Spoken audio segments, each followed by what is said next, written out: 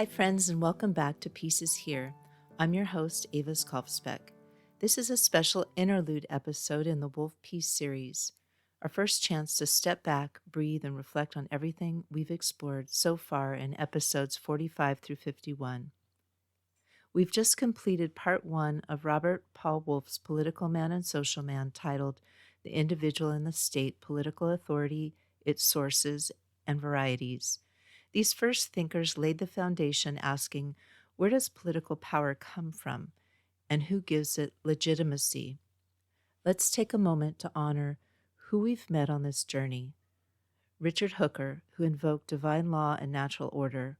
John Austin, who grounded authority in command and obedience. Max Weber, who categorized forms of legitimate rule from tradition to charisma to bureaucracy. Vladimir Lenin, who saw the state as a weapon of class violence. John Locke, who offered a contract theory of freedom. David Hume, who questioned whether such contracts ever truly existed. And Friedrich Engels, who traced the origin of the state to private property and patriarchy. Each thinker had a distinct vision of power. Some tried to justify it, others sought to dismantle it. But alongside them, we paired peace warriors who embodied a different kind of authority, the kind rooted not in force, but in moral clarity, spiritual courage, and relational truth. Dorothy Day, who chose voluntary poverty and radical hospitality over control. Audre Lorde, who showed us that difference, when embraced, can be a source of power, not domination. Abdul Ghaffar Khan, who led nonviolent resistance among Muslim Pashtuns. Leo Tolstoy, who rejected all state violence, even when it claimed to serve justice. Vandana Shiva, who reminded us that living systems and human rights don't need permission to exist. Wangari Maathai, who grew a movement from the soil up. Bayard Rustin, who taught us that organizing and soul force go hand in hand. I love reading the names of these peace-loving souls as a group. It makes me feel even more this unified peace we're working towards. Together, they've given us a layered portrait of what authority can be and what peace requires when the systems around us fail. A word on now. As we release this episode, the world feels heavy. The United States reportedly joined Israel in bombing Iranian targets. Anarchists are no longer fringe voices, they're talking heads. And some citizens, or at least the media tells us, cheer the erosion of democratic norms as if it were a homecoming. I don't love reading this following list of conflicts, and I believe focusing energy on affirmative vision brings peace. That said, this is the picture of the major active conflicts unfolding right now in mid-2025. Russian invasion of Ukraine since 2014, a full-scale war since 2022 with hundreds of thousands of military and civilian casualties. Israel-Gaza and Israel-Iran proxy conflict escalating since 2023. Includes cross-border tensions involving Gaza, Lebanon, Syria, and Iran. Tens of thousands have died. Sudanese civil war since April 2023. Fighting between the Sudanese military and paramilitary groups, over 24,000 dead and 13 million displaced.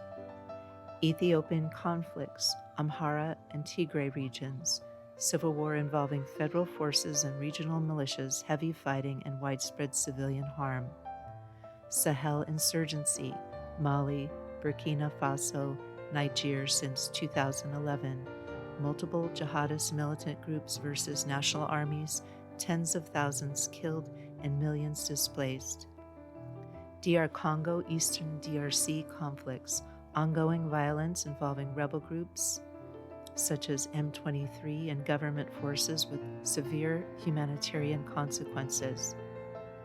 Yemen civil war since 2014, government versus Houthi rebels with Saudi-led intervention, catastrophic humanitarian damage. Somali al-Shahab conflict, 2025 Shabelle offensive, renewed offensive by al-Shabaab militants in central Somalia. Myanmar civil war since 2011 escalated since the 2021 coup, conflict between military junta and various ethnic and pro-democracy groups. Libyan civil strife since 2011, intermittent. Rival governments and militias continue contesting control, recent escalations in early 2025. And other significant conflicts with 1,000 to 10,000 annual deaths, such as the Colombia conflict, Somali crisis, Niger Delta, Iraq insurgencies, CAR civil war, Mozambique jihadist insurgency, and Mexican cartels activity. These are tragedies in motion, wrought by history, injustice, contested power, and silence. Now imagine a world where war has faded into our history and out of our headlines. What do the thinkers we studied so far offer? Hooker, Locke, and Austin remind us how seductive it is to want order, even if it comes at a cost. Lenin and Engels show what happens when the order becomes intolerable and people rise, often with blood. Hume and Weber whisper, "Power is always wearing a mask. Look closer." But it's the peace warriors I can't stop thinking about. Tolstoy, Day, Matow, Shiva, they weren't naive. They saw how ugly the world can get, but still they chose love, still they believed in transformation, still they practiced what Audre Lorde called the erotic as power, not domination, but presence, passion, and integrity. I was curious about Lorde's concept of the erotic as power and learned that it is one of her most profound contributions to feminist and liberation thought. In her 1978 essay, Uses of the Erotic as Power, Lorde reclaims the word erotic from its narrow, sexualized interpretation and instead defines it as a deep, life-affirming source of power rooted in emotion, joy, and self-knowledge. For Lorde, the erotic is about authentic connection to feeling, creativity, and the fullness of being alive. Here's how she frames it. The erotic is a measure between the beginnings of our sense of self and the chaos of our strongest feelings. It is an internal sense of satisfaction to which, once we have experienced it, we know we can aspire. And the erotic is the nurturer or nursemaid of all our deepest knowledge. Key ideas in her use of the erotic as power: connection to inner truth. The erotic is a source of knowing what feels right, what feels just. It is personal truth that resists external authority. Rebellion against oppression.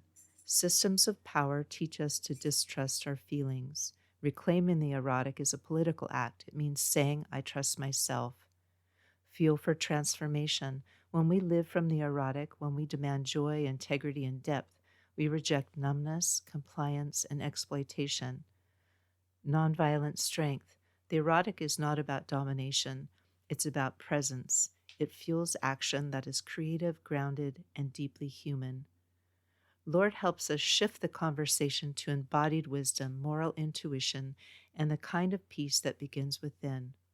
To sum it up, when Lorde speaks of the erotic as power, she's talking about the deep intuitive force within us that says yes to joy, truth, and integrity, and no to domination. This is Peace Warrior in a nutshell. Peace questions to ponder. Big picture. What kind of authority do you trust and why? Does it come from law, tradition, charisma, or something else? Day-to-day life. When you feel powerless, what do you reach for first? Control, withdrawal, connection, inner knowing, or something else entirely? That concludes this episode of Peace is Here. You can learn more at aviskalfsbeek.com, where I share updates on this podcast and my books, including the newly released novella Mano Mutante, a story about food, friendship, and finding peace in the soy-soaked heart of industrial ag Iowa. I write best friend activist short fiction in my Pater the Water Dog Saves the Planet 6-book series. Coming up next, more thinkers, more peace pairings, and more bold questions from the Wolff Peace series. This episode is human narrated by me, but was created with the help of AI, which has promised to let me know if it makes something up. So far, no confessions, but if you believe I've missed something, or if you just want to say hello, I'd love to hear from you.